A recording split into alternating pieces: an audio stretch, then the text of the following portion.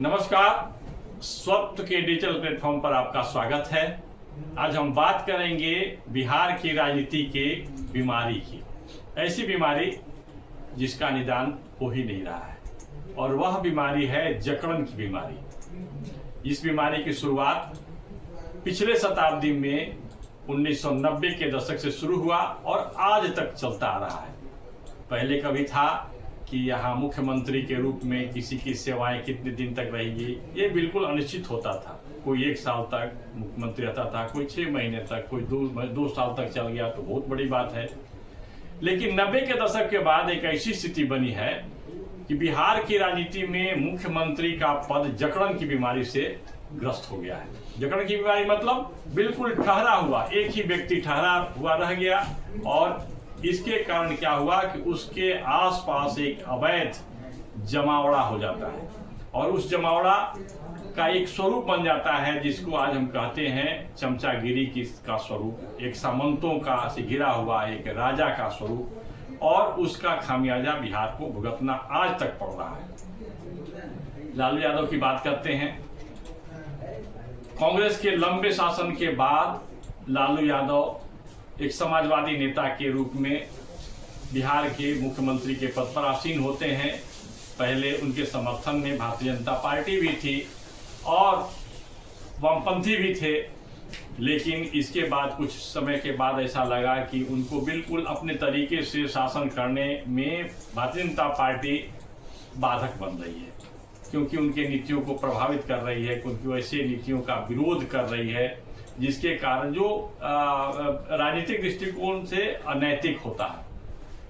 इसके बाद उन्होंने भारतीय जनता पार्टी को तोड़ दिया और तोड़कर उससे मिला लिया। लेकिन इसके साथ साथ लालू यादव के आसपास वैसे लोगों का जमावड़ा हो गया जो जिन्हें हम कह सकते हैं कि वो पूंजी से भरे पूरे थे, अच्छे, और उनमें एक कला थी कि कैसे सरकारी पूंजी का उपयोग वे अपने हितों में कर सकें। इसका मतलब एक भ्रष्टाचार का एक नया तौर तरीका शुरू हो गया, मतलब पूरे कोषागार को ही खाली कर देना और खाली करके उस पर मौज मस्ती करना, उसका राजनीतिक उपयोग भी करना। तो ये सिलसिला शुरू हुआ चारा घोटाला के रूप में, और चारा घोटाला के बाद कई अलकतरा घोटाला, कई प्रकार के घोटाले दर घोटाले होते चले गए, और उसमें नौकरशाहों की भी संलिप्तता हो गई। और इसके बाद मुख्यमंत्री के पद के चारों तरफ एक आवरण हुआ जो अनैतिक लोगों का था, जिनका उद्देश्य केवल और केवल सुख भोगना था, सत्ता को किसी भी कीमत पर बनाए रखना था, लेकिन इसमें जनता का अहित होता चला गया।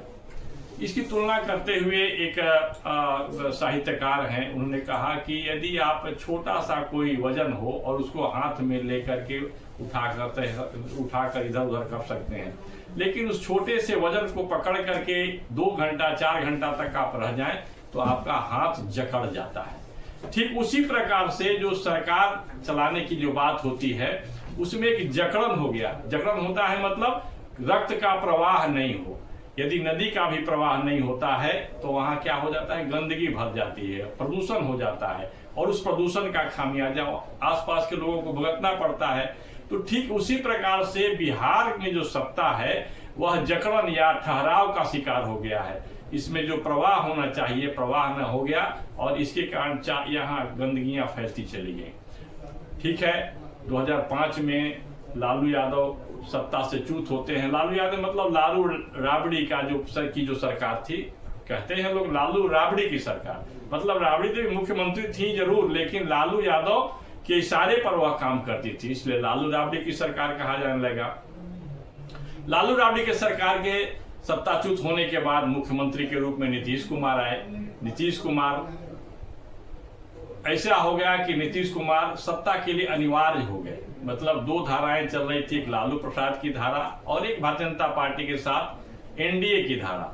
तो इसमें और नीतीश कुमार भारतीय जनता पार्टी से अलग रखते हुए अपने स्वयं का अस्तित्व बरकरार रखते हुए आगे बढ़ रहे थे, लेकिन इसी क्षण उन्हें कहीं न कहीं ऐसा आभास हुआ कि वे प्रधानमंत्री भी बन सकते हैं। इसलिए नरेंद्र मोदी के कारण वो भारतीय जनता पार्टी से अलग हो जाते हैं और राजद के साथ मिल करके और सरकार बनाते हैं। लगातार 2005 से लेकर अभी तक नीतीश कुमार की ही सरकार है। और नीतीश कुमार की जब सरकार है तो ठहराव तो हो गया राजनीति में। तो नीतीश कुमार के आसपास भी, इर्द गिर्द भी एक जमावड़ा है। उस जमावड़ा में अधिकारियों की प्रमुखता है। जब अधिकारी होते हैं तो अधिकारियों की दृष्टि में अलग प्रकार की बातें होती हैं। उनके दृष्टि में जनता गौण हो जाती है। उनके दृष्टि में उनको शासन चलाना और अपनी सुविधा, अपने आप को समृद्ध करना उनका एक उद्देश्य होता है। अभी तक जो दिखाई पड़ रहा है उसमें जो हमारे अधिकारी हैं अभी भी औपनिवेशिक जो कॉलोनियल माइंड सेट है उस मानसिकता से ग्रस्त है और इसका खामियाजा बिहार को भुगतना पड़ रहा है। बातें तो हो रही हैं, सत्ता के गलियारों में भी बातें हो रही हैं कि भ्रष्टाचार की कई कारनामे हो रहे हैं, भ्रष्टाचार के रिकॉर्ड टूट रहे हैं। हो सकता है प्रमाण इसका सामने नहीं आए क्योंकि यहाँ जो प्रतिपक्ष भी है वह भी ठहराव के रोग से ग्रस्त है।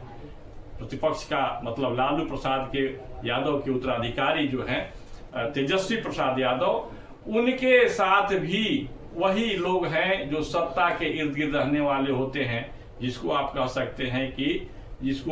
सकते हैं कि उनके चाटुकारों का एक समूह जो उनको भाता है, जो उनके अनुकूल बात करते हैं, जो उनके इशारे पर राजनीतिक मर्यादा, नैतिकता को किनार करके कुछ भी करने के लिए तैयार होते हैं। तो यहाँ प्रतिपक्ष भी उसी प्रकार के ठहराव से ग्रस्त है और सत्ता पक्ष भी एक प्रकार के ठहराव से ग्रस्त है। मतलब प्रवाह नहीं है शरीर में। यदि प्रवाह नहीं हो, रक्त का प्रवाह नहीं हो तो शरीर रोगग्रस्त हो जाता है। उसी प्रकार से बिहार की जो राजनीति है रोगग्रस्त हो गई है। इसे एक ट्रीटमेंट की आवश्यकता है। जिस प्रकार की ट्रीटमेंट की आवश्यकता है अभी फिलहाल दिखाई नहीं पड़ रही है। इस वीडियो में बस इतना है, फिर मिलेंगे। नमस्कार।